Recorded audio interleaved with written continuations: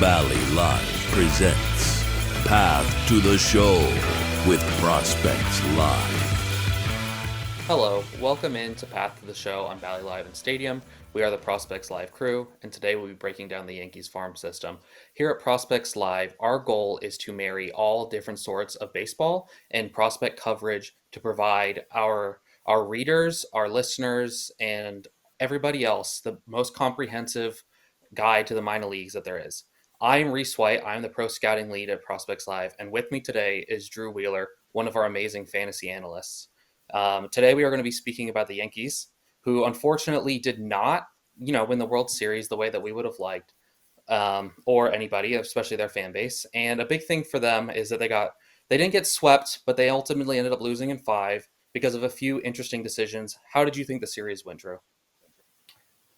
Oh, Reese, first of all, it's so good to be here with you, man. And to talk about the downfall of the Yankees brings me much less happiness than it should because, boy, I really wanted them to pull it out. It felt like history.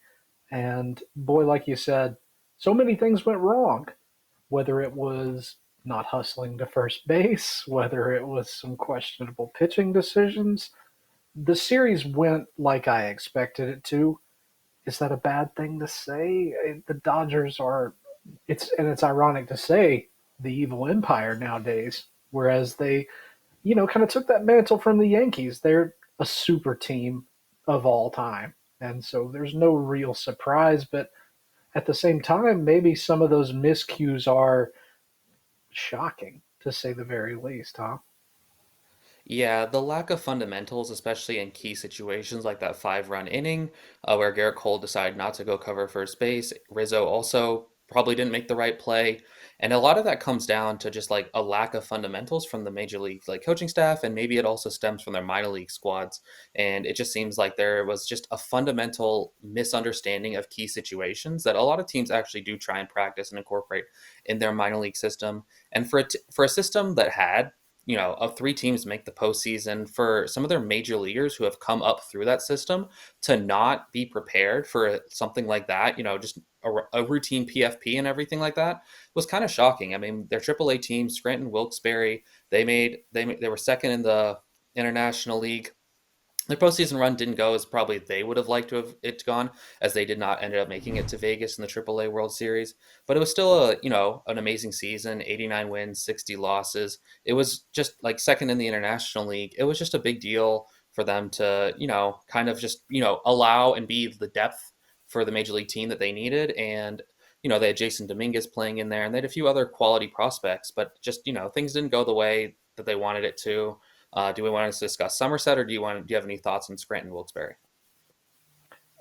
The first thing that you got to say, even going back to the major league club here, and I know we're talking prospects, but we can't ignore the human element. This is the World Series. This is what these guys have dreamed of their whole lives. And in those moments, things do kind of go awry, even if, like you said, four teams through the entire organization made the postseason. This is a world class, well run org full of teams, as you alluded to, who made postseason and who had postseason success. Now to answer your question, sir.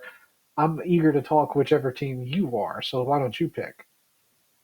So let's talk about Somerset, because Somerset had maybe the most collection of prospects in the system, because the Yankees are kind of they're trying to win, they're trying to get prospects up to the majors quickly, they're trying to develop a bunch of arms, and Somerset seemed to have a lot of the quality arms come through the system. They also had one guy that I think we're going to talk quite a bit about later on in the show, in Spencer Jones. He spent the majority of the season at Somerset. So a big deal basically for them is that they lost in league championship, which ultimately is nothing that you can really ultimately there has to be one loser, right? And the Somerset wasn't able to fully get it over the line, but it was a good squad. I mean, even back when we went and covered, back a couple months ago, feels like we covered them. They had really good contributions from Rafael Flores, Omar Martinez. They had quite a few guys step up in clutch situations and hit pretty massive home runs. Like I think we saw Spencer Jones hit one of his bigger home runs that we've seen. And then, we have Hudson Valley, their high A team. Things, they lost in the championship as well in the Sally League. But the Hudson Valley team, they kind of got quite a bit of reinforcements from that single A squad that didn't ultimately make the postseason. And then the Florida Complex and the Dominican Summer League kind of just, those sorts of things. They didn't. I don't think the other team made the postseason, but it's still, it's about development and everything like that. And there was quite a few interesting storylines that happened in the low levels in the complex for them. Which one of these postseason runs do you think was the most impressive in your mind? Ooh, that's difficult. I think it's got to be Somerset, doesn't it? Hmm. You lose in the league championship, all these guys, and not to take anything away from Hudson Valley, they had a great season, and like you said, the reinforcements given came at just the right time. But I don't know, Somerset has been such an interesting team, and I feel like when I think of the Yankees prospects I'm most interested in from a fantasy perspective, it seems like guys were kind of creeping into the zeitgeist of the fantasy community from the Somerset team. Rafael Flores, I think, is obscenely underrated in the fantasy circles, and we alluded to him a minute ago, but we'll talk about Spencer Jones later. And he's name a more divisive prospect, Reese. Ooh, I think they have one more divisive prospect, but I don't want to like bury the lead on Hmm. that one too much. But yeah, like Rafael Flores, Omar Martinez on that Somerset squad, those two are we're not going to be talking too much about them, but they were big time contributors for that squad. I mean, first base, DH, maybe they can catch is kind of up in the air. The Yankees really do have quite a few catchers who have that sort of designation behind them. I mean, Austin Wells was that for a long time, and now he's a big contributor and he's maybe a rookie of the year candidate. I don't know if he ends up winning the award or anything like that, but he's came up through this system. He's had those very similar tags to him, albeit a better hitter than Omar Martinez and Rafael Flores. But those are still guys that can follow in that same similar archetype. I mean, even Ben Rice, who had his he had his Mhm. ups and downs with the big league squad, but he was up and down with Scranton Wilkes-Barre as well. He also fell into that like archetype of prospect up until about like towards the promotion and Rizzo's sort of decline towards the middle of the season. Ben Rice then got transitioned over to being a full-time first baseman, which is probably the better move for him. I think I don't know if you probably view him higher or lower in the fantasy game because of that first base full-time, and he might be able to just come in and be that first baseman for them, starting next season and being hitting towards maybe the back end of the middle of the lineup, but still, hitting in quite valuable situations for fantasy and not run prevention, run scoring and run producing situations. So I don't know. I feel like I said a lot there. I want to allow you to, speak like what you want on those guys. First of all, everybody listening at home, you need to be thrilled you're getting to hear Reese talk. So Reese, talk all you want. But no, I think you're right. And from the fantasy perspective, Ben Rice, I think he only increases his stock by going to first base because he's playing more. And you're putting that potent bat, you're batting in what, seventh? Yeah, he's getting all kinds of RBI ops just because of the fact that the Yankees have a world class lineup. And, not all these guys are going to be there through Ben Rice's prime, but they're still there and they're there now, which is, you're playing for the right here and the right now. You got to also, I want to just really quickly give a quick shout out. Hudson Valley, they got a specific reinforcement late in the year. Brendan Jones, an FYPD diamond in the rough. Loved his come up, so to say, from the NCAA, and he really exploded in a cup of coffee, so to say. Man, it's a great system, incredibly talented, and I love that guys like Ben Rice, Austin Wells. You're seeing kind of this evolution. Even looking at a guy, Augustine Ramirez, who was traded, but still that's kind of that same lineage of just big bat catchers. So it's a cool system, and I think you can almost also, without burying further leads, is I guess is going to be our theme today. You can see these threads through the system of different archetypes the Yankees like to pick. Yeah, exactly. They seem to love the power hitting catcher and they love, really quality arms. And I think that like curtails nicely into our top 10. So basically we have we have prospects live rank the top 20 and then on our Patreon and everything like that. So we want to make sure that people if you are able to go subscribe to that. But basically we should really go through and talk about the top 10 here. This is where the meat of the system is made. This is where some of the interesting trade candidates will be. and everything like that. But I think once we we can just talk about that here in a minute. We're going to take our first break here on Path to the Show. Coming up, we will break down prospects 10 through 6 in the Yankees farm system. We'll be right back. Path to the Show keeps rolling all off-season. Tune into Bally Live and watch as we dissect every club's farm system and top prospects. From single to triple-A, we've got you covered. Bally Live's MILB channel is where baseball's future lives. Visit ballylive.com or download the app today. Hey everybody, welcome back to Path to the Show, live on Bally's and Stadium. We are the Prospect Live guys. Reese is on your left, Drew's on your right, and we are breaking down the top 10 prospects in the New York Yankees system. Reese, it's a system thick with incredible power, incredible arms, the gas station, I think, as you like to call it. I love that. I love that name for the pitching system. But number 10, buddy, not a pitcher. It's Emmanuel Tejada. Tell me what you like about this feller.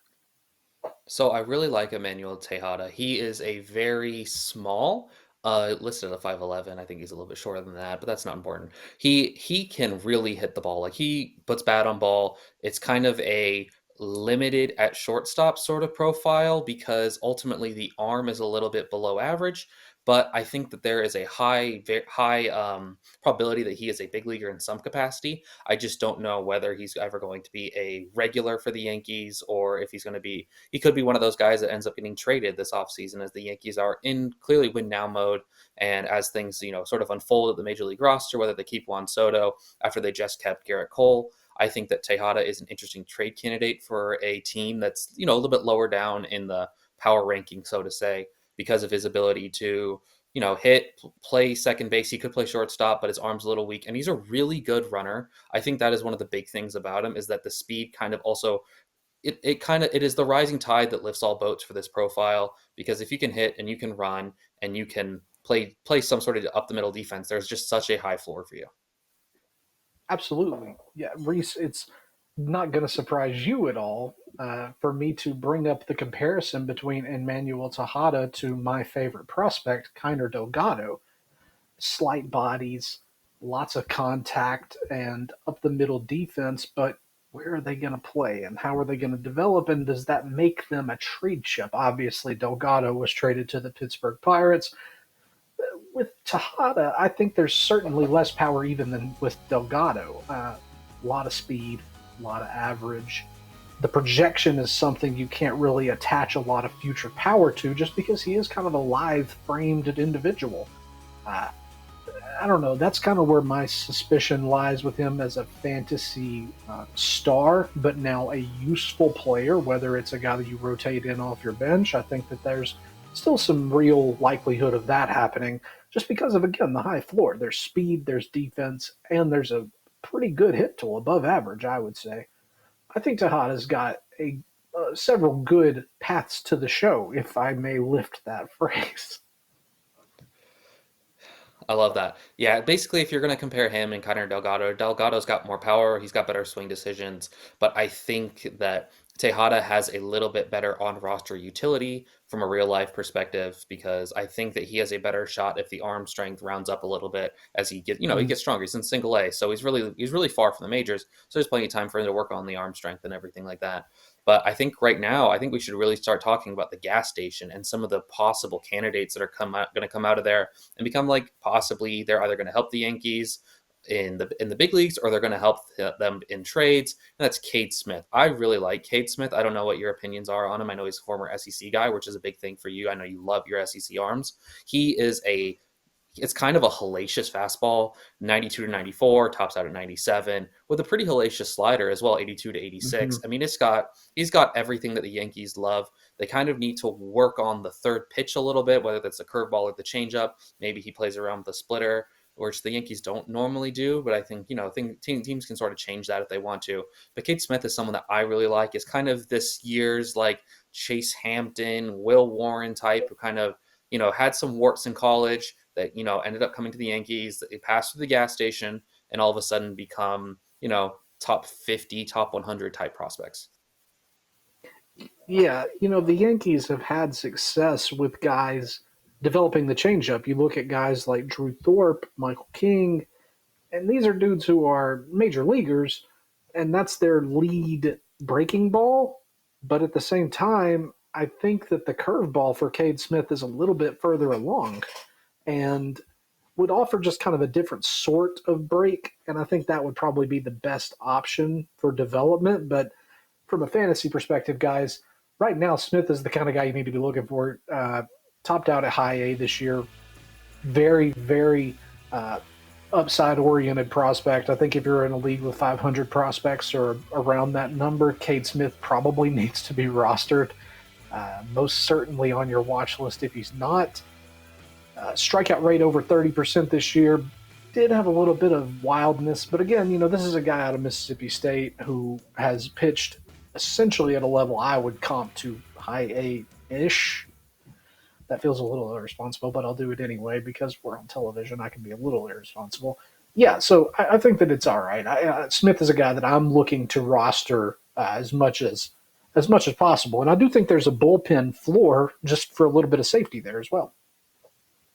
Yeah, speaking of bullpen floors, a guy who's also an SEC arm who has, some track record in the bullpen. What do you think about Bryce Cunningham, their second round pick, who they gave kind of big money to for the second round? It was just shy of $2.3 million. I know he's another one of these guys, big fastball, big slider, but I think the changeup is his second best offering. I don't know what you think on him. I know that he's probably someone that you're going to be digging in on here a lot more as FYPD season starts to come around. Yeah, absolutely, and well said. I do love the FYPD guys, especially from the SEC, and almost more especially pitchers. So yes, love the changeup. I think that the separation in terms of velocity plays really well between the fastball, like you said, tops 97, and then the changeup that kind of lives in that mid 80s range. So it's nearly 10 miles per hour difference. I think that the secondary development has got to be emphasized. And now, again, like I said a moment ago, the changeup is a pitch that the Yankees have shown propensity for developing pitchers with that weapon. So I do think that that's pretty cool. It bodes well for Cunningham as well, a Vandy boy. Not quite as good as one of my University of Tennessee volunteers, but very, very close. I do think that the changeup, it's got so much spin to it, a lot of that kind of the late movement. I know a lot of guys call it like fade. I think that it's cool, but it has some command issue associated with it. I don't know. Cunningham could also end up a reliever, but with three pitches that are average, if not above average, and he's shown command, Cunningham could be kind of filthy. You know what I mean? My only issue with him is he does get very homer prone. I noticed that he kind of at times hits the fastball over the heart of plate a little too much, and that's something that the Yankees have shown that they're actually really good at altering the shape and where the fastball plays. So that could be something that we could see as early as next season. All of a sudden, this guy's not giving up. You know, in his career, I mean, it spiked at 2.1 home runs per nine. Now it's kind of like in his junior season, it was 1.5. So which is manageable. Don't get me wrong, but I do think that that is my big concern with him, the command, and he does give up hard contact quite easily.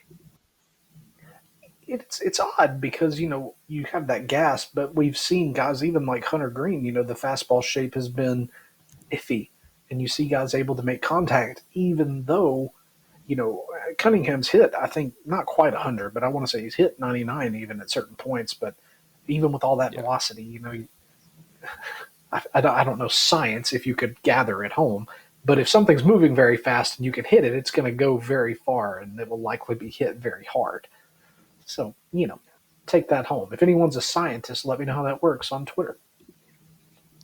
So let's go over to Xavier Marte, our number seven prospect. He is someone who I actually wrote his report on, which again you can go on Prospects Live Patreon and you can see the top 20 if you become a subscriber. A big thing for him is it is all about projection. He's 6'5". He's listed at 167. I even think that's a little generous. He's kind of all arms and legs moving at you, but he is one of my favorite like breakout prospects in the system, especially as like some guys that we thought might be sort of in this range. This time last year with Henry Lelane, his last name always gets me, but Carlos Lagrange, I think is how you pronounce it. Anyway, Xavier Marte, he is like my guy. He's got an above average fastball. It's 92 to 95, tops out at 96, and it's got good movement. And he pairs that with a really good changeup, 82 to 85, which is sort of in that like velocity bucket that you expect kind of from your like average slider, but it's coming in. It's got good velocity, 10 miles per hour difference off the fastball, even at its high and low end.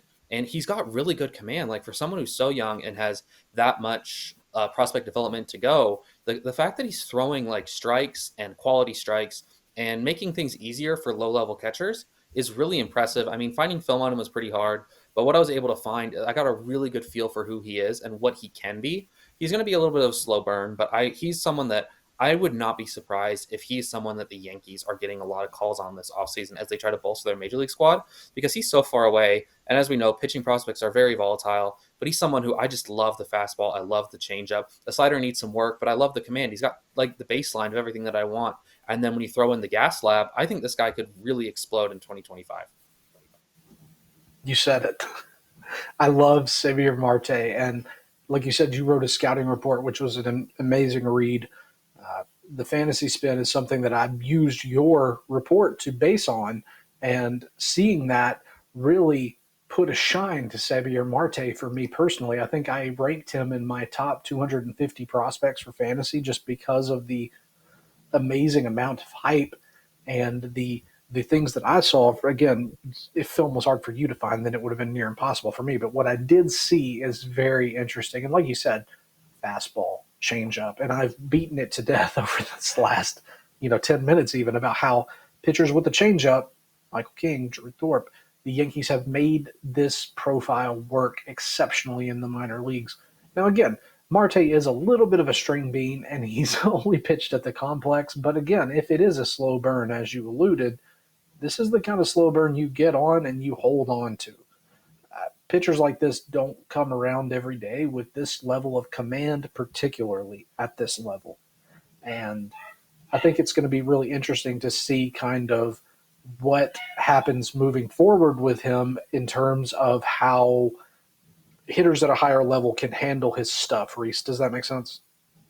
Yeah, and I think for someone so young, the fact that his pitchability is so high, it really bodes well for him, his ability to kind of mess with hitters, sort of just change eye level, change the speed. Maybe he incorporates a slide step.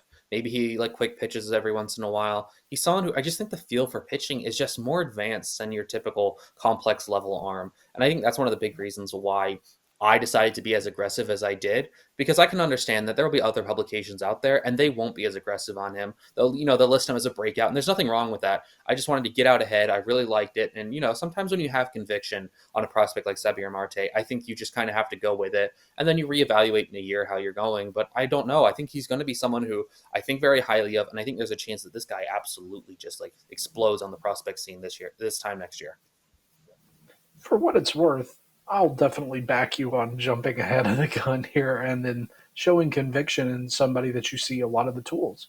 If you see it, you should jump, and especially in your sicko mode leagues where you have thousands of prospects, 8, 900, 1,200 prospects. This is a dude you need to jump on because you're not going to get him unless you're willing to trade major league assets or prospects that you hold more dear. So, Reese, if it's me and you at the front of the bandwagon, then giddy up. Right? And then so the last guy in this bucket that we're talking about is Will Warren, and he has major league experience. So he's the exact opposite end of the spectrum of Xavier Marte. There's not as much upside with Will Warren. He's 25. He's kind of a finished product at this point. 2021 draft, he was a eighth round selection, and he kind of falls into this bucket that, the Yankees just they love these guys. The fastball shape might be a little bit off in college, but they've shown that they can tinker with the fastball shape. They can round up on a bunch of their back end skills. And Will Warren's kind of like a low risk 45. He's on the 40 man, so they don't have to do any sort of maneuvering with him. They don't need to protect him from the Rule 5. He was kind of called up when Garrett Cole was going through his was he injured? Was he not injured? And then all of a sudden, he pitched fine. Like, most pitchers, when they make their major league debut, do not pitch well. Not a lot of them run away and become Paul Skeens, right? That's why Paul Skeens is such an anomaly. But Will Warren, he had a really good first taste of pro ball with all things considered. And I think he's just sort of he kind of nothing really stands out. Like nothing's truly like double plus or anything like that. But it's a good fastball, 92 to 94. The shape's still a little bit wonky, but it's fine. It plays. He's got a good cutter that he can kind of mix in. He's got a slider that plays off of the fastball. And then the cutter sort of plays off the slider and plays off in the middle, which allows him to sequence and attack batters. And, in a bunch of different ways. You can go fastball, slider, cutter. And then when they start to key in on the fastball and the slider, the cutter comes in. And then he's also got a good changeup, and he's got okay feel. Like for someone this old as far as the prospect goes, the thing that it is kind of a little bit worrisome that the pitchability isn't outstanding, but he is a ready-made 5-4 starter in his best years. Definitely. I think that a couple of things come to mind with Will Warren, and it's almost circumstantial just because he's with the Yankees. But either way, Reese, I'm going to ask you, one of the most popular flavors of ice cream in the whole world is vanilla. Will Warren is vanilla ice cream. He's nothing flashy, but at the bottom of an ice cream sundae, with your chocolate, banana, nuts, strawberry, whipped cream, whatever. there's a base there, and I think as a 5 starter, that's just fine. He's a fine major league starter. Nothing special, nothing flashy, but fine. Now, I will say the Yankees also have the very distinct pleasure of not being able to start 5 starters. The Yankees' 5th starter is a 3 or better on any other squad most of the time. That's why you see guys like the Chucker, Ken Waldachuk, and J.P. Sears, Drew Thorpe traded, because if they're not a 3 or better, then the Yankees are going to go trade for that, or they're going to sign that out of free agency. So I think even though Will Warren's proximity is unreal, I think that there's also a very real chance that he is in AAA for the majority of the year. Yeah, I agree. Well, guys, that is the first 5, 10, 9, 8, 7, and 6, if you're keeping up at home, in the Yankee system, ranked by us at Prospects Live. When we come back, we're going to break down the top 5 prospects in the system, including 2 guys that Reese and I earlier described as being controversial. Now, Reese, I don't know about you, but I would recommend folks at home stick around after the break, because we are going to have those 2 controversial guys, 3 more incredible prospects that need to be rostered in your fantasy league and that you need to be aware of, especially if you're a fan of the New York Yankees, when we come back to Path to the Show, live on Bally's and Stadium. Path to the Show keeps rolling all off-season. Tune into Bally Live and watch as we dissect every club's farm system and top prospects. From single to AAA, we've got you covered. Path to the Show keeps rolling all off-season. Tune into Bally Live and watch as we dissect every club's farm system and top prospects. From single to AAA, we've got you covered. Welcome back to Path to the Show here on Bally Live and Stadium. We're going through our top 10 prospects in the Yankees farm system. Next up, we've got number 5, and he was their first round pick in this year's most recent draft, Ben Hess. Ben Hess is out of Alabama. There's a lot to like about Ben Hess, and he sort of comes with all of the same sort of stuff that we've been talking about with the Yankee prospects, but he comes a little bit more polished than I think your average Yankees, because they always draft towards the end of the draft, at the end of each round. He comes a little bit more polished with a little bit better stuff than, your traditional Yankees profile, but he's Ben Hess is one of my favorite prospects, and especially in a first-year player draft setting, I think he's someone that I'm going to be targeting later because he's got a good fastball, 92 to 97, tops out at 98. I mean, this is like a hellacious fastball. It's really, really good, especially towards the top of the zone. It's got really good vertical attack angle on it and everything like that. And then he kind of mixes in, 2 distinct breaking balls in 2 different velocity buckets in an 83 to 88 mile per hour slider that's comfortably above average. And then I think that what carries the entire profile, along with the plus fastball, is the plus curveball, because in the way in which he can attack and set up hitters with it, because it's 74 to 80, that thing is it is your traditional beautiful 12 to 6 curveball, but it is hellacious on especially right-handed, but left-handed batters as well. The changeup sort of needs to be refined, and the command also could use a little bit of tweaking, but those are 2 things that the Yankees do pretty well. What are your thoughts on Ben Hess? Lord, Dad, and Gretchen, forgive me, because I'm going to have to talk good about an Alabama player of any sport, but Ben Hess is kind of that guy. Huge, 6'5", 255. I mean, he's got a starter's body, easy mechanics, and you said it, Reese. The curveball is so plus. In 2024, missed bats nearly 60% of the time. Vom.com. The fastball is nuts. It's a four pitch mix, fine command. Again, I think that the whole thing here is going to just be adding more polish. And you said it. I think as the draft progressed, I never would have projected Ben Hess to go to the Yankees, but it made a lot of sense, especially with the Yankees going so pitching heavy in this draft. Hess was a great cherry on top of a beautiful draft. I'm still talking about ice cream even after the break. I think that says something about me, not really the Yankees. But regardless, Hess is outstanding. I think really at pick 25 or beyond in an FYPD, you're fair game to take Ben Hess, and he really needs to be rostered in leagues of probably 300 or more. I would tend to agree. He's everything I sort of want in a pitching prospect. He's got the body, he's got the pitch mix, and the things that he needs to tweak are not easy to tweak, but the Yankees have shown a track record of fixing it. So I think he's someone that like in the few fantasy leagues that I play in, he's definitely someone I'm going to be interested in, and especially like he could be someone who sort of breaks out this next season because he could fly through the minors. I mean, I think remains a starter, but if he ever has to go to a bullpen, this stuff plays up. Like it is, he could be touching triple digits and just hitting people with that hammer curveball just left, right, and center. Fastball up, curveball down, mix in the slider, and then maybe he mixes in a cutter or whatever the case may be. He's someone that I'm really in on. I think he's got all the potential in the world to become a really nice piece. And because we all know that it's very hard to break into that Yankees pitching, whether you're in the bullpen or the starter, I think he has the sort of upside that you want to gamble on having him in your fantasy system and everything like that. Because if he can remain a starter, this dude's going to be nails. Definitely. One other thing you got to mention with Hess really quickly is just the injuries.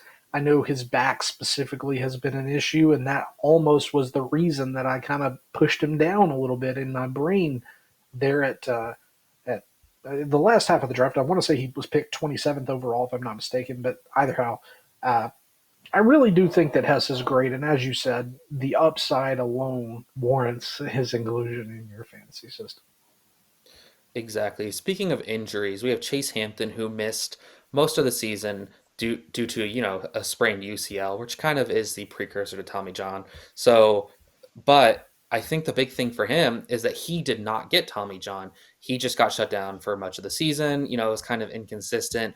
But when he's going right, he's got five pitches that he can just throw at you. He's got kind of like that 4 or 5 kitchen sink approach to him too, where it's like 94 to 96 above average fastball. He has a good slider, 84 to 87, really good curveball, and he's got a really good cutter that plays off of the slider and the curveball and the fastball. Changeup needs a touch of work, but like at this point, he's been around for a little bit. He's kind of close to the majors. He's someone that I'm really in on, like as far as like a real life like player, because I think he can just sort of be that number five that the Yankees need. So maybe he might be a number three in some other rotations.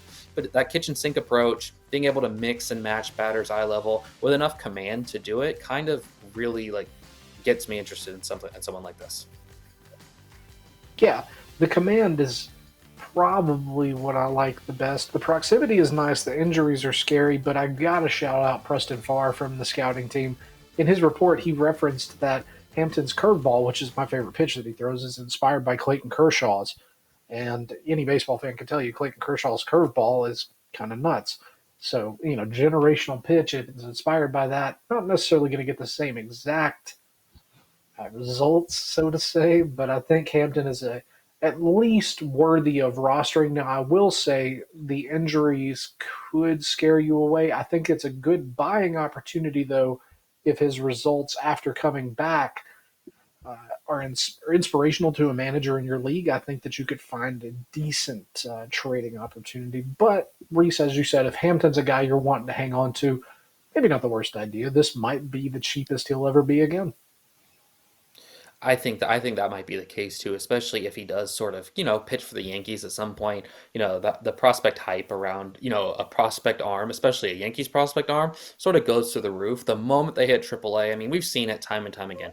Davy Garcia, Chance Adams. We've seen Michael King had some hype behind him at one point. There's just a bunch of, Yankees prospects and the hype around them. And I think Chase Hampton, I don't think he's getting quite that hype yet, but we could be talking about midseason and the Yankees fans, Yankees media and everything like that, which are very ravenous and they're very passionate fan base, are calling for Chase Hampton to be up at some point, depending on how this whole offseason plays out for them.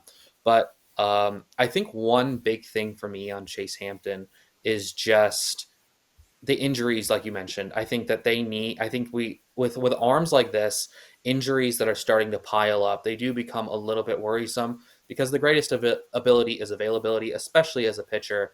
And if he's still dealing with some sort of remnants of his UCL sprain, I don't know. I think this could be a really scary prospect to get behind. Speaking of scary prospects to get behind, Spencer Jones, he is someone who he is maybe one of the most divisive prospects, and his prospect arc has been one to behold.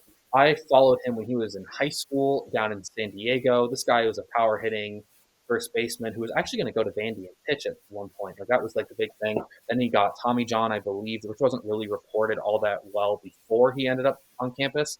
But he's big, he's tall, he's got extreme swing and miss issue, which is ultimately what makes the profile play down. But his contact, his rolling contact throughout the season and his entire prospect arc has been very interesting. I mean, in spring training, we were talking about, is this guy maybe a plus hitter with plus power?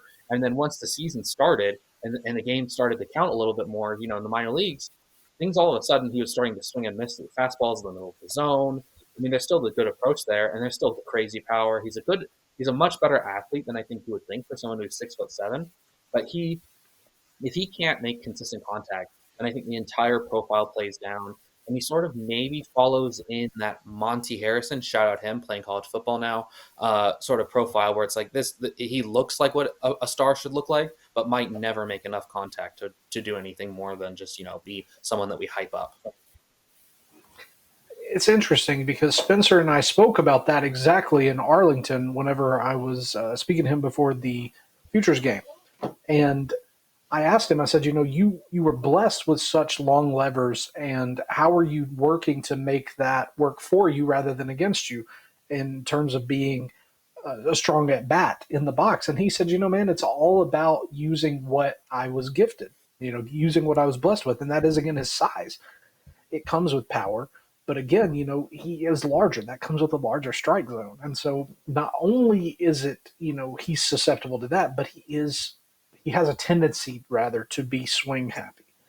You look at a 36% chase rate this year and strikeout rate kind of beyond 30 this year. Just it's suspect, but at the same time, I feel like across fantasy, I've got to be one of the highest guys on Spencer Jones even still because there's power, there's speed, there is a hit tool there, and I never want to be this guy. I never want to say that. I never want to say this out loud, but Reese, you must surely remember a large-bodied Yankees prospect with immaculate power, some speed, and a little bit of a hit tool concern. You know where I'm going with this. I do. He happens to, No, make. I don't want to bang a gavel here. I don't want to robe on about this. We're not going to rise any more hype here, but all I'm saying is that there's precedent to this having worked before in this organization. It's far too early to give up on Spencer Jones, and so I'm holding on. Now, I will say, if there's a believer in your league that is at Drew levels of belief, I would market Spencer Jones to them and see what you can get in return. Because, again, the whole point of fantasy baseball, Reese, as you well know, is to win. Well, it's to have fun, but then the secondary, 2A is win. So, if you can get an asset that'll help you win, do that. But again, lefty, 6'6", huge body, and the kid he's got a great head on his shoulders, Reese. Very So knowledgeable, wants to be part of a winning team. that's the thing with him, right? Is that there is that, all rise sort of prospect arc to him because that same player, Aaron Judge, who, if you're not at home, he is the Yeah, if person you're that not we're following. kind of body comping to him at least, right? Like, Yeah. these sort of athletes don't come around very often. Spencer Jones and Aaron Judge they're both college outfielders. They both hit the ball incredibly hard. They both also have had up and down spikes in their contact profile as prospects. People forget that, well, I don't think people forget, but Aaron Judge was a little bit rough in his major league debut. I mean, Gary Absolutely. Sanchez was viewed as the better prospect at that time, which is crazy to think about now because um, Gary Sanchez Aaron is, Judge I is, think, the yeah, backup catcher in Milwaukee, where Aaron Judge is on a record contract. He's the captain of the Yankees and everything like that. So Spencer Jones, I don't think he's going to follow and become a superstar like Aaron Judge, but it's also not out of the possible outcome like percentile and everything like that with him. So it's something that I don't want to fall victim to what was a very bad contact season for Spencer Jones, but I do want to keep it in the back of my mind. And if these contact issues sort of persist next year as he's in AAA, then I think we have to have the discussion about him a little bit more seriously. But like you said, he's got a good head on his shoulders. He's always been very stoic, and I think that minor league umpires also aren't. They're not major league quality umpires as much as we all like to complain about major league umpires. Minor league umpires aren't as good. They don't. They're that's a reason that they're developing to become big league umpires. So these sort of guys with these big long levers and these big long torsos and big long legs, the strike zone for them is rather inconsistent from umpire to umpire to begin with, but especially at the minor leagues. And I think that's something that needs to be taken into account when we're talking about his strikeout rate. I don't think he's a 30% strikeout true hitter. I think he's probably closer to a 25 to 28 guy at maturity, especially as we're starting to get into the realm of the challenge system and everything like that might be up by the time he's a major leaguer. So I think that's something that people should keep in mind when we're talking about Spencer Jones. for sure. A couple of notes really quickly. It's irresponsible. I'm not saying Spencer Jones equals Aaron Judge. Yeah, it's just athletes of this ilk with this type of skill set, like you said, Reese, they don't come around a lot. And again, Jones, I just have a good feeling about him. Obviously, that's inquantifiable, but I don't know. I just have a good feeling. So we talked about the high A squad, the Hudson Valley Renegades, and one of their later season call-ups was George Lombard Jr. I believe he has a father in the major leagues who was up for some managerial positions. So it shows you where the family is thought of in the game. His dad was a former big leaguer at one point too. I believe he played for the Tigers and everything like that. But that's not important. We're talking about George Lombard Jr. here. He was our 2023 first round selection. He got good money, especially $3 million and about plus that. And he's someone who I think that we have some people at Prospects Live who are very big George Lombard Jr. fans, and then we have some of us who are kind of middling. And he is the second best prospect in the Yankees farm system, in my opinion, because this is most of those lists is kind of the way me and someone who will have on later shows, Matt Thompson. This is how we sort of craft the real life list and everything like that. And then we have the fantasy crew like Drew who put out their list and they do top 500, which is absolutely crazy. Shout out to them. Ranking 500 prospects is a lot. But George Lombard Jr., he's kind of got no real standout tool, but it's a collection of fives, as you would say in scouting terms. The hit tool is above average. It's a comfortably above average arm, and it's kind of where does he fit on the defensive infield? I think he ultimately ends up towards he can play shortstop and continue to profile there, but there will almost always be a better shortstop at the big league level. So maybe he moves to third base or second base, which kind of puts more pressure on the bat. And I think he's got more than enough power. He's shown that as an amateur and as a professional that there is some power in there. It just was a little bit less in single A than we would have wanted to see. But he's someone that I'm kind of maybe I'm in the middle, like maybe I'm like sitting on the fence here a little bit. But I think he's just going to be a solid league average player for his prime years. It's difficult, Reese, because I was going to play the middle as well, so that I always come out on top. I think that with Lombard, I'll take the under, though. I'm just not sure that any one tool stands out in such a way that I'm thrilled with. But now at the same time, there is a lot of floor. Like you said, the tools are all fives across the board. So it's hard to poo poo a prospect like that. I think definitely 200 prospects are up in your league. You need to have Lombard rostered, or he needs to be rostered at the very least.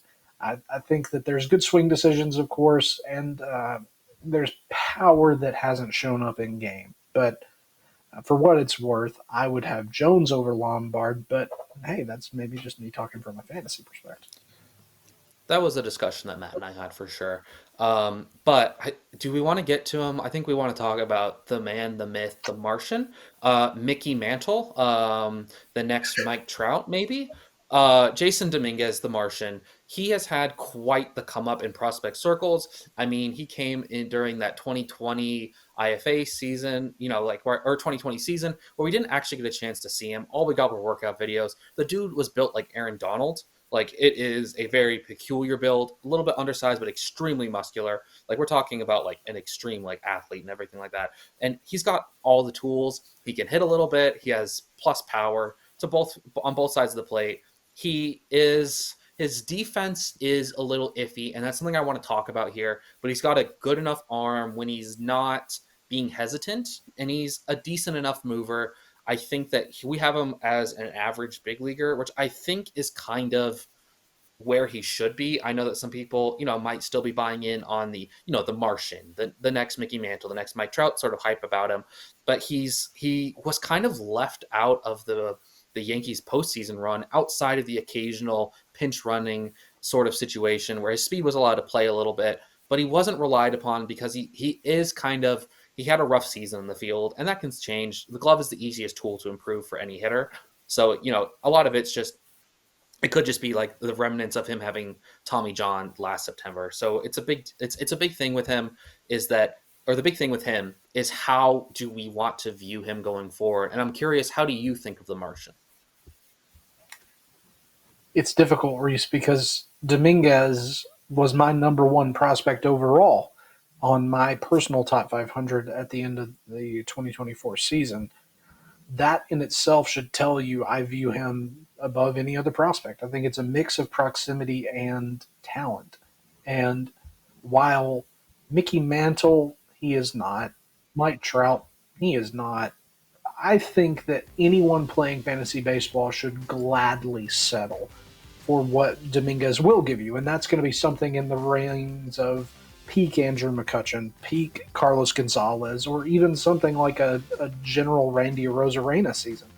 I think that P Live Plus, our prospect rating system developed by Jordan Rosenblum, shout out Jordan, it still loves Dominguez, gave him a 151 mark. That's the ninth highest of any prospect batter in 2024. It means he's essentially 51% better than the average batter in the minor leagues. He's top 10 prospect across the industry. And while I definitely get what you're saying, and I know Matt has been a big proponent as well, Matt Thompson, you referenced him a moment ago, how Dominguez's use is telling us of what the Yankees see him as. I'm not so sure that it's not just, hey, he's had a bad season. Let's not traumatize the kid by letting him screw up in the World Series. But again, maybe that's just me being wishful thinking. I think the Yankees are going to hang on to Dominguez. I don't think there's any kind of fear for a trade. But Reese, I think this guy is a fantasy staple and a guy you build your team around going forward, especially in Dynasty. I sure hope so for his sake and for, Yankees fans and fantasy baseball fans in general. He's someone who, there's a lot to like about him. He seems like a good guy too. So I don't want to like bury him too much. And I do agree, Matt, and everything with his conversation about that. But I think we're gonna go to our final break here on Path to the Show. But after the break, we make our predictions on which prospects could make the biggest impact on the Yankees of the future. Stick around and we'll be right back. Path to the Show keeps rolling all off-season. Tune into Bally Live and watch as we dissect every club's farm system and top prospects. From single to AAA, we've got you covered. Visit prospectslive.com for top prospects rankings, video, scouting reports, and live action write-ups. Join their Patreon and get exclusive insights to dominate your fantasy league. Hey everybody, welcome back to Path to the Show on Bally's Live and Stadium. We have just broken down our top 10 prospects in the New York Yankees system. Reese, which of them is your favorite? Who do you think will make the most major league impact over their career? I think the one that'll make the most impact over his major league career will be Spencer Jones because of his glove and his power. I love it. I'm going to go with Jason Dominguez strictly because there's a huge group of tools, and I think that his otherworldly hype won't supersede the great results he'll return in Major League Ball and, of course, in fantasy ball. And that's outstanding. Reese, what a wonderful show it's been covering the New York Yankees. We want to thank all of you at home for checking out this issue of Path to the Show. We are the Prospect Live guys. I'm Drew. Reese is right here beside me. Oh, sorry, other side, Reese, you're right over there.